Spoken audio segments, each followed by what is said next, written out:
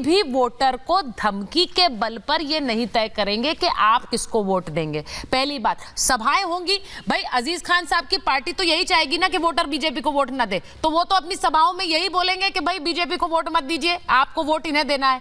लेकिन मेरा इंटरेस्ट इस बात में है कि क्या धमकी दी जाएगी कि लोगों का, वोटर को आप धमकी दें कि आपका पानी बंद कर देंगे, आपकी बिजली काट देंगे, आपका हुक्का पानी बंद होना चाहिए, ऐसे मुसलमानों का जो वोट दे रहे हैं। ये तो आपकी धमकी पॉलिटिक्स है। ये फिर ये नहीं है कि आप उन्हें समझा रहे हैं, आप धमकी दे रहे हैं।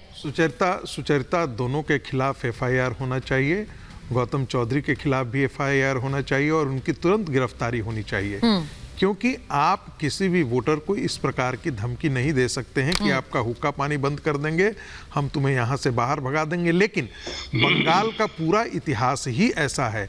सीपीएम की जब सरकार हुआ करती थी तब भी एक तरफा ऐसा हुआ करता था। आपको याद है, मैं आपको बताऊं कि बोलपुर एक कॉन्स्टिट्यूएंसी हुआ करता था जहां से सोमनाथ दा चुनाव लड़ा करते थे।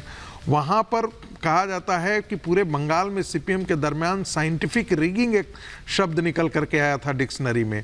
90%, 92%, 96%, 99.9% ऐसी वोटिंग होती थी। दुनिया के किसी भी लोकतंत्र में इस प्रकार के उदाहरण आपको देखने को नहीं मिल सकते थे, लेकिन बंगाल में होता था।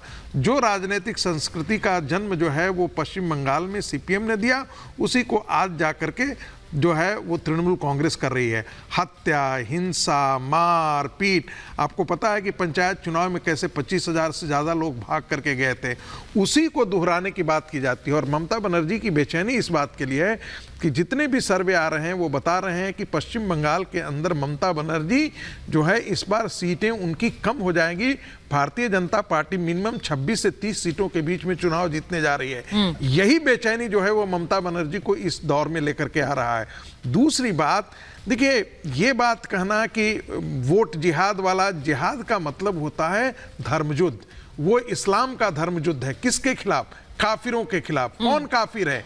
हिंदुत्व की जो पार्टियां हैं, जो हिंदुओं की बात करती हैं, हिंदू हितों की बात करती हैं, जो मानते हैं कि हिंदू हित राष्ट्रीय हित है, उन पार्टियों के खिलाफ जो है जिहाद की बात करना मुझे लगता है बहुत ही गलत है।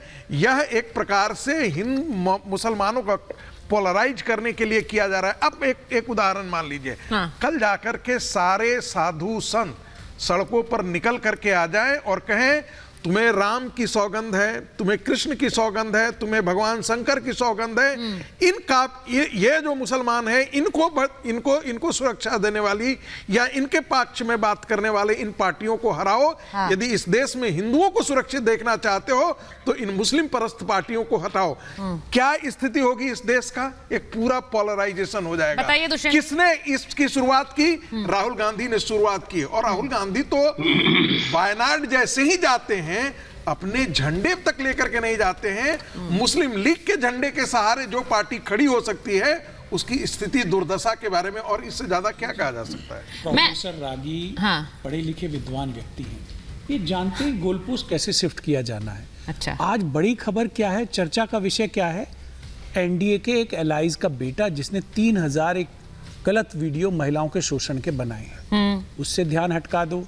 दूसरा, कोविशील्ड जो वैक्सीन लगी है कोविड के दौरान, उस पे कुछ जानकारी आई है बाहर से, उस पे गंभीर सरकार को चिंतन करके उसका कोई समाधान खोजना चाहिए, उससे घुमा दीजिए।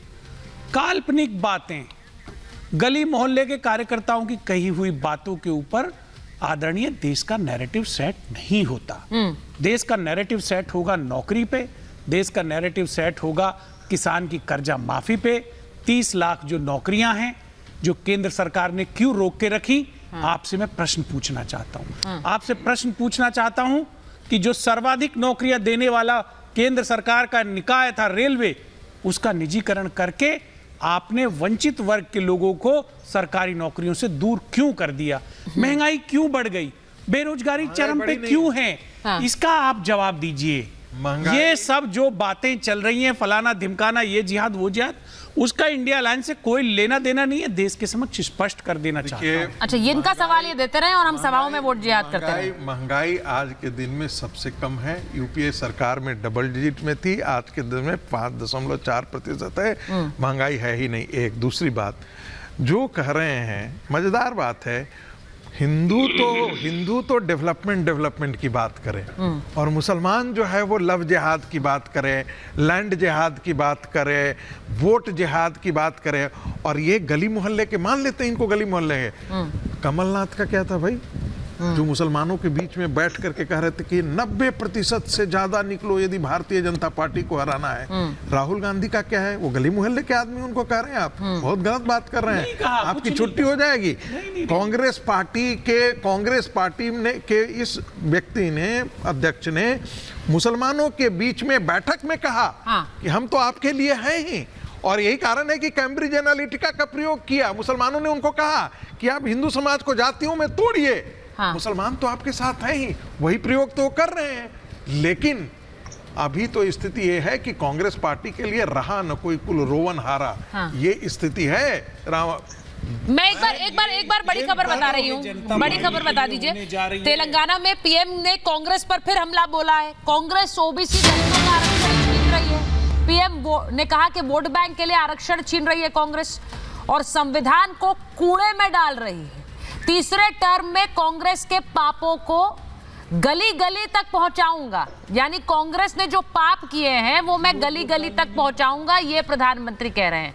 अच्छा, जो वोट नहीं डालने आ रहे, ये मुझे आज तक समझ नहीं आया कैसे तय होता है कि कौन सा वाला वोटर नहीं जा रहा है, आपका वोटर नहीं जा रहा है या उनका वोटर नहीं जा रहा है। हर कोई यही कहता है हमारा तो आ रहा है, इनका नहीं आ रहा है, हमारा तो आ रहा है, इनका नहीं जा रहा है, यही कह रहे हैं सब लोग। शहर में ये कैसे तय हो जाता है? प्रतिशत 42। तो आप मान रहे हैं नोएडा का सारा वोटर बीजेपी का है? नहीं, आपको लग रहा है नोएडा का सारा वोटर बीजेपी का है, वो नहीं आए तो मतलब बीजेपी के वोट खत्म हो गए? नहीं, तो ये आप मान कर बैठे थे कि नोएडा का सारा वोटर बीजेपी का ही है, ये आप मान रहे हैं ना? ये तो फिर आपका खुद का सेल्फ बिल्कुल। देखिए, दो कारण हुआ। हाँ, तो चलिए फिर दो कारण हुआ। ठीक है, टूट गया। नहीं, मैं एक बार मैं प्रेम शुक्ला जी से पूछ ले जाती हूँ। प्रेम शुक्ला जी, ये आरोप आप पर लगता है कि भाई आप उनको कह रहे हैं हिंदू मुसलमान, लेकिन आपके नेता भी तो करते हैं हिंदू मुसलमान, तो ये ऐसा तो नहीं है कि वो एक तरफ हो रहा है, आपकी तरफ से नहीं हो रहा है? नहीं, वो बार बार मुसलमान करते हैं। जामिया से ओबीसी SC ST का अधिकार छीन लेते हैं, कर्नाटक में छीन लेते हैं, आंध्रा में छीन लेते हैं, अलीगढ़ मुस्लिम यूनिवर्सिटी में छीन लेते हैं। तो हमको स्वाभाविक तौर पर भाई इस देश के बहुसंख्यक समुदाय को लोकतंत्र में स्थान मिलना कि नहीं चाहिए, कि नहीं मिलना चाहिए? ये हिंदू उत्पीड़न करेंगे तो हम हिंदुओं के साथ ना खड़े हों क्या? सबका साथ, सबका विकास, सबका प्रयास में हिंदू है कि नहीं है, कि सिर्फ मुसलमान ही है? ये कहते हैं कि भाई हमारी मुसलमानों की पार्टी है, राहुल गांधी कहते हैं। ये कहते हैं मुसलमान हमको 90% वोट दे दे। ये कहते हैं कि सारा पहला अधिकार संसाधनों पर मुसलमानों का होगा। अरे भाई, जब अधिकार सब मुसलमानों का होगा तो हम हिंदू जाएंगे कहाँ? पाकिस्तान बांग्लादेश तो पहले ही ले लिया। इन्होंने नारा लगाया कि जो है हमने मांग के लिया है, पाकिस्तान लड़ के लेंगे हिंदुस्तान। हमारी छाती पर सवार होकर जामिया में हमारे पिछड़े भाइयों का, अनुसूचित जाति के भाइयों का, यही सोनिया गांधी के कुकर्म के कारण जो है आरक्षण चला गया भाई। इसी अलीगढ़ मुस्लिम डॉक्टर मनमोहन सिंह के कुकर्म के कारण आरक्षण चला गया। अब कैसे सहेंगे भाई ये? तो हमने बात न करें गरीबों की, वंचितों की, पिछड़ों की, अनुसूचित जातियों की, जनजातियों की। पिछड़ों को जब आरक्षण देने की बात आती है